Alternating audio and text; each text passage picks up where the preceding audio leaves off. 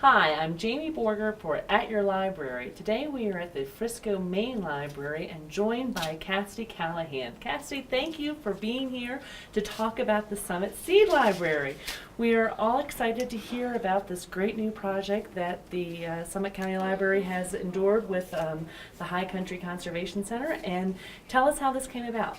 Absolutely. So this actually has been in the works since last summer. It got started by our CSA interns, some students over at Colorado Mountain College. They had the inspiration to start a Summit Seed Library, and with a lot of help from local volunteers and also the Peak School, we were able to get it underway. We had a lot of wonderful donations of all the seeds, and we had a lot of great locals come out and help us get all the seeds organized and get it into the library for people to be able to access for this season growing. And I know that people can come and check out 5 seed packets. Then they take them home, plant them, and then the concept is they bring back seeds after those have grown during the summer season? Exactly. So seed saving is a really important part of agriculture that has sort of fallen to the wayside. And we'd like to bring the concept back by having people take control of their food and be able to save seed from season to season. And that's how we're going to be able to get more stuff growing at our very harsh altitude. Things like, tomatoes that people will find a challenge if you're using the seed library. If you get one tomato and you save seeds from that tomato and then you bring them back, the next year someone might get 2 or 3 tomatoes, and who knows, eventually we might have a Frisco tomato. Okay, so do things grow differently at our altitude than they do down in the Front Range? Absolutely. We have a very special climate up here. First of all, we've got a very short growing season, and in that growing season, sometimes we have some funky weather. We might get hail in the middle of June. And so our plants really have to be hardy, so it's always good to start with cold hardy varieties. Things like leafy greens and root crops are always doing well up here in Summit County. And what have many of the seeds that have been checked out, have they been vegetables, herbs, flowers? What have we had taken by Summit County residents? So we've had a lot of people come through the Summit Seed Library since our launch on April 1st.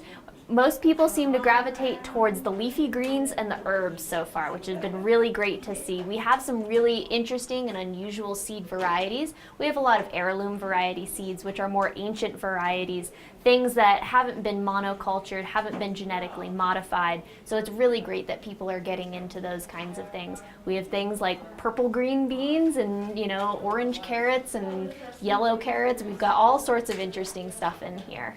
And do you have workshops that will be occurring this season for our residents to be able to participate, to learn more about how the ground, what type of dirt they should be using, what supplements, nutrients they should use to add to the dirt, etc.? Absolutely. The High Country Conservation Center offers a variety of garden workshops geared to all different levels of gardeners throughout the season. And even if you can't make it to one of our workshops, we do videotape them and have them available on our website. Okay. And if they need to have the basics to learn more, are there resources here at the library that perhaps HC3 has been able to pull together so that we can share those with our local residents? Absolutely. So we have a variety of hard copy materials in our little Seed Library Information Center. We've got a variety of books about how to save seeds, as well as a bunch of handouts. And then we have a lot of online examples as well, a lot of tutorial how-to videos, as well as some basic gardening information that's available on our website. And what is the address for your website? It's highcountryconservation.org. Okay, and we will definitely have our viewers see that. What seeds are left?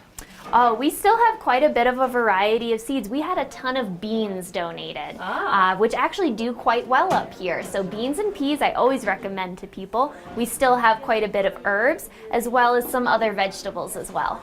And this is going to run through the course of the summer? It is, yeah. So it'll run through the course of the summer. Whenever you want to come get your seeds, your 5 packets with your Summit County Library card, you're more than welcome to stop by. And then we'll be replenishing the stock during the wintertime. We'll have another seed sorting party, which is a lot of fun, open to the public. That's how we get all of these seeds organized. And then we'll get them back into the seed library for everyone next year. Okay. Is there any other groups that we need to extend a thank you to that have been a part of this project? Absolutely. So I'd love to thank some of the donors that have made this possible. Summit County Botanical Interests. erase the Summit County part. Botanical Interest has been a great donor for seeds, and they're located in Colorado. We'd also like to thank the Summit County Library Systems for having us here. You know, this is something extra on their plate, and it's been wonderful that they've taken this on for us. And I know the library wants to see this continue. So it's been a great first year.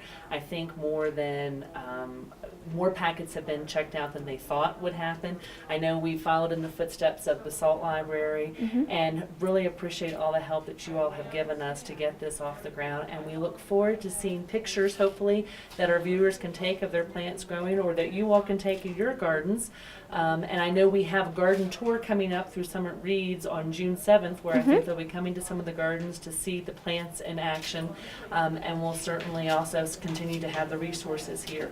So thank you for your time today, and thank you for helping us to start the Seed Library. Thank you so much for having us.